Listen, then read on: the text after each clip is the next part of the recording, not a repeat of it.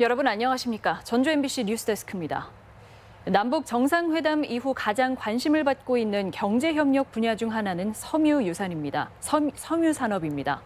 한때 과거 섬유산업의 메카였던 전북은 남북 경협이란 기회를 통해 새로운 성장을 고민하고 있습니다. 강동엽 기자입니다. 과거 섬유산업으로 번성했던 전북, BYC와 쌍방울, 태창 등 국내 대표 소국 기업들이 전주와 익산에 터를 잡으면서 도내 관련 업체만 1,300곳이 넘었습니다. 하지만 경영난과 인건비를 이유로 기업들이 철수하면서 하청을 받는 800여 공장이 명맥을 유지하고 있습니다. 과거에는 대한민국 기반이 될 정도로 굉장히 좀 활성화가 많이 됐었습니다. 그러나 인건비, 인력 때문에 많이 업체들이 좀 해외로 나오고 있습니다.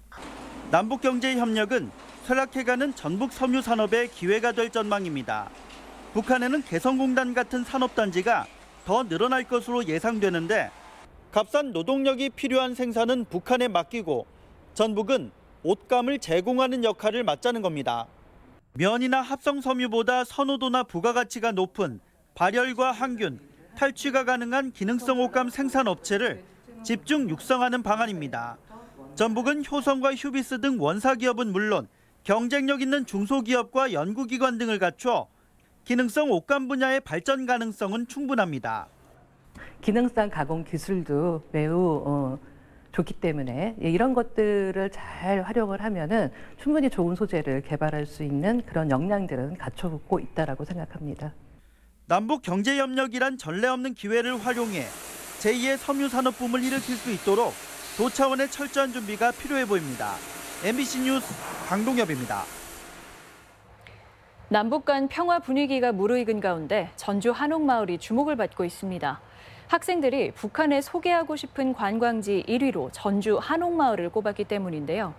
전주시 역시 한옥마을을 보유한 개성시와 교류를 차근차근 준비하고 있습니다. 이경희 기자입니다. 600여 동의 한옥이 옹기종기 모여있는 전주 한옥마을. 낮은 담장을 따라 구석구석 정겨운 골목이 이어져 있고 다양한 전통 문화도 체험할 수 있는 재미에 연간 1,000만 명의 관광객이 찾고 있습니다. 지난 6월 국내 한 교복업체가 중고등학생들을 대상으로 조사한 결과 북한에 가장 소개해주고 싶은 국내 관광지로 전주 한옥마을이 꼽혔습니다. 전주 한옥마을이 단연 우리나라를 대표하는 관광지로 인식되고 있는 겁니다.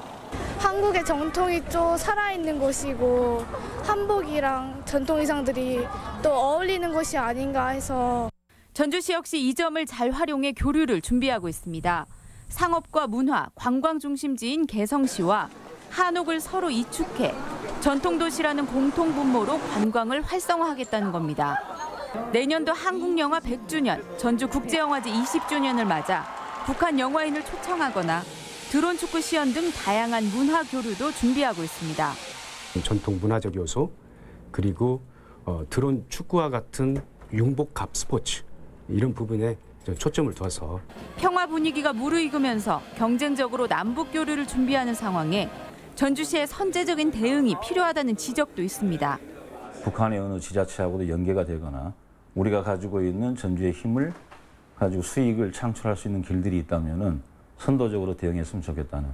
전주시는 올 초 조례를 개정해 실질적 교류가 가능하도록 실무기획단 기능을 보완했다며 남북 교류에 적극적인 모습입니다. MBC 뉴스 이경입니다. 올해 추석 장바구니 물가가 작년보다 많이 올랐습니다. 명절 대목을 맞은 마트들도 지역 경제 침체로 매출이 크게 떨어졌습니다. 박찬익 기자의 보도입니다.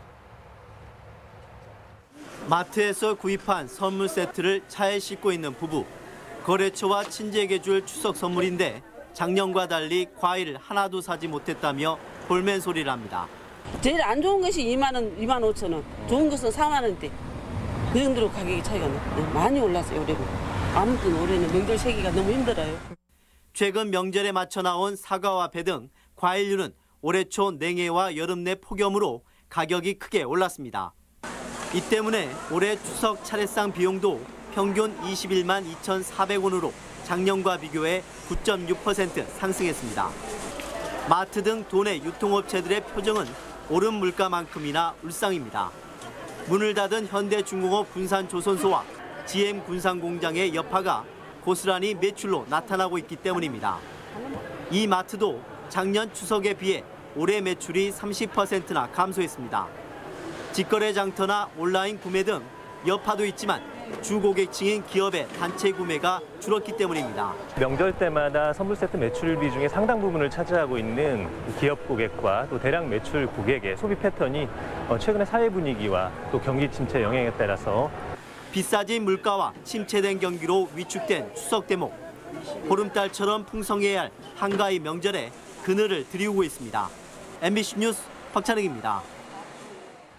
기초연금 수령액이 월 20만 원에서 25만 원으로 인상됩니다.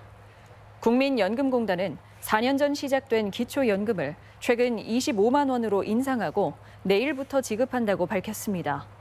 2014년 시행 당시 424만 명이던 기초연금 수급자는 4년 만에 500만 명을 넘어 18% 증가했고 65세 이상 노인 가운데 67%가 혜택을 받고 있습니다.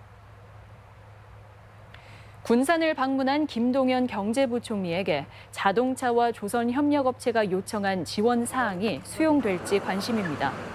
자동차 협력업체 대표들은 어제 김 부총리와의 간담회에서 30개 업체가 출연해 자체적으로 전기자동차 공장을 설립할 수 있도록 정부의 재정과 행정 지원이 필요하다고 건의했습니다. 조선협력업체들은 11개 1차 협력업체가 연합해 해외 공사 수주를 추진 중이라며 자산관리공사가 경영난을 겪고 있는 업체를 인수해야 한다고 주장했습니다. 경찰이 도의회 해외 연수 뒷돈 거래 의혹과 관련해 관련 여행사를 압수수색했습니다. 전북경찰청은 어제 해당 여행사의 수사관을 보내 해외 연수 관련 서류와 컴퓨터 하드디스크 등을 확보했습니다. 이 여행사는 지난 2016년 도의회 동유럽 해외 연수 과정에서 송성환 의장에게 현금 수백만 원을 건넨 의혹을 받고 있습니다. 어제 저녁 7시쯤 익산시 금마면의 한 목조 주택에서 천장 구조물이 떨어지는 사고가 발생했습니다. 이 사고로 거실에 누워있던 집주인 95살 A씨가 구조물에 깔려 숨졌습니다. 경찰은 구조물을 지탱하던 천장 나사못이 느슨하게 연결돼 있었다며 부실 공사 가능성을 염두에 두고 정확한 사고 경위를 조사하고 있습니다. 현대자동차 전주 공장에서 생산된 수소 전기 대형 트럭이 유럽 시장에 진출합니다. 전북권 뉴스였습니다.